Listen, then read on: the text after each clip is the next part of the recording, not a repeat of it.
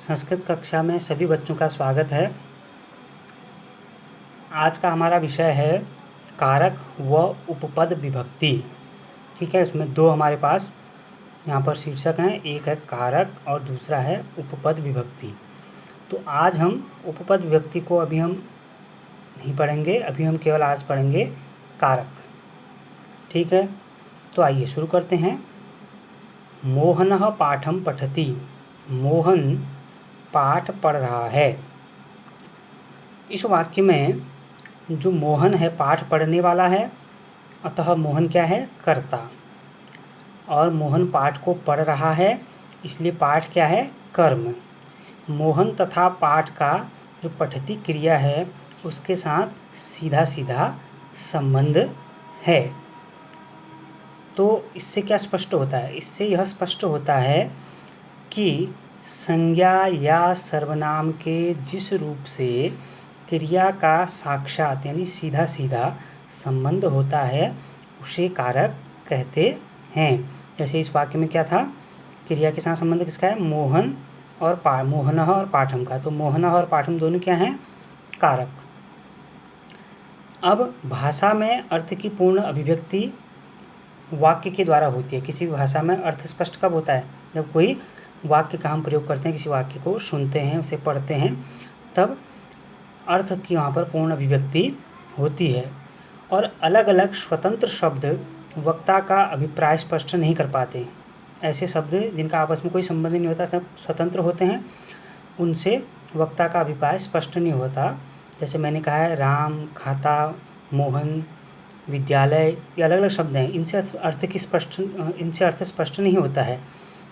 हिंदी में कारक के चिन्ह शब्दों से अलग लिखे जाते हैं, किंतु संस्कृत में कारक के जो चिन्ह होते हैं वह उन्हीं के साथ जुड़े रहते हैं। तो इस प्रकार क्रिया के साथ संबंध के आधार पर कारकों की संख्या 6 मानी जाती है संस्कृत में। वह है कर्ता, वो कौन कौन है? वो हैं कर्ता, कर्म, करण, संप्रदान, अपादान और अधिकरण। ठीक। अब कारक विभक्ति क्या है? संज्ञा आदि शब्दों के क्रिया के साथ संबंध को प्रकट करने के लिए जो प्रत्यय लगाए जाते हैं उसे कारक विभक्ति कहते हैं। अर्थात विभक्तियों से प्रकट होता है कि अमुक शब्द, जो भी शब्द दिया हुआ है, किस कारक का है। इन प्रत्ययों का काम है शब्दों के परस्पर संबंधों को बांटना, उनका विभाजन करना, इसलिए इन्हें विभक्ति कहा जाता है। सामान्य रूप से कर्ता के लिए प्रथमा, कर्म के लिए द्वितीया, करण के लिए तृतीया, इस प्रकार से संप्रदान के लिए चतुर्थी आदि विभक्तियों का प्रयोग किया जाता है।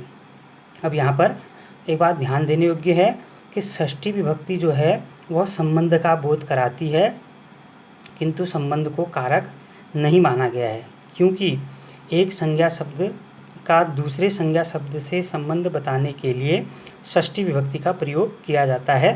जैसे रामः दशरथस्य पुत्रः आसीत्।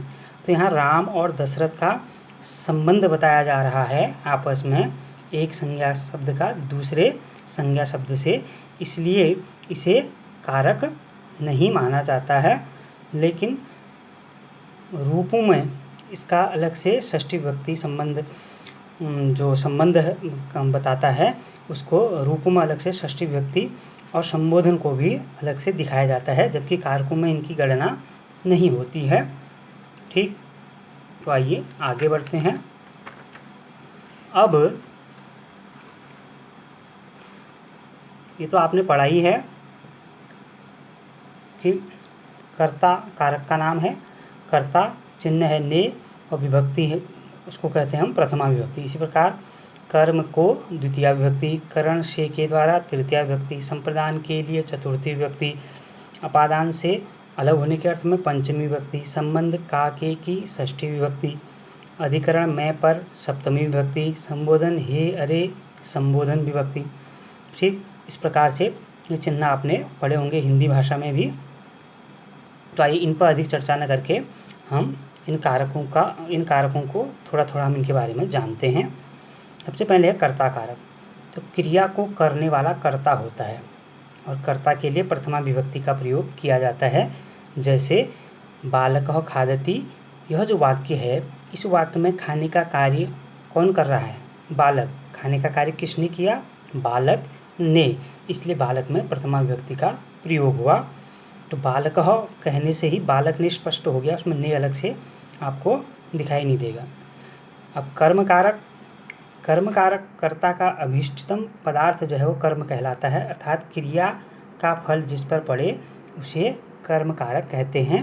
और कर्म के लिए द्वितीय विभक्ति का प्रयोग होता है, जैसे बालकः फलम खादति।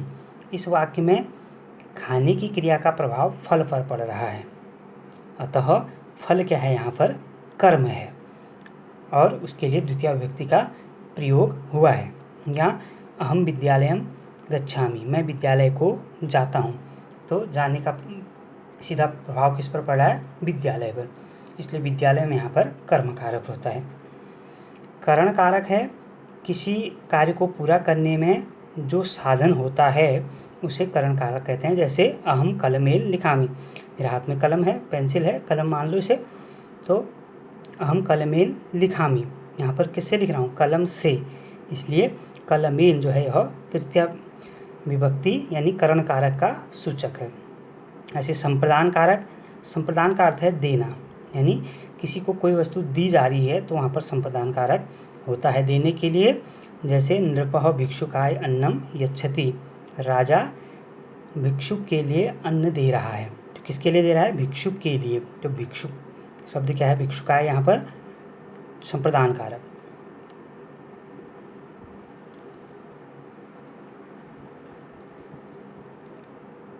अब यहाँ पर जो संप्रदान कारक हमने बताया भिक्षुकाय, ठीक है। इसके बाद हम आगे बढ़ते हैं, वह है अपादान कारक। अगला क्या है? अपादान कारक। कि किसी एक वस्तु से जब दूसरी वस्तु अलग होती है वहाँ पर अपादान कारक होता है। जैसे वृक्षात् पत्राणि पतन्ति, वृक्ष से पत्ते गिरते हैं, तो पत्ते वृक्ष से गिरते हैं तो वह अलग हो रहे हैं, इसलिए यहाँ पर अपादान कारक। संबंध में आपको पहले ही बता चुका हूँ, जैसे रामः दशरथस्य पुत्रः आसीत्, राम दशरथ के पुत्र थे, तो यहाँ पर राम और दशरथ आपस में क्या इनका संबंध है, तो किसके पुत्र थे? दशरथ के, तो दशरथ में षष्ठी विभक्ति यानी संबंध कारक यहाँ पर होगा। अधिकरण कारक का मतलब है आधार, आधारो अधिकरणम, तो क्रिया के आधार को अधिकरण कहते हैं, यानी जिसके ऊपर वह रखी जाए या वह स्थित हो।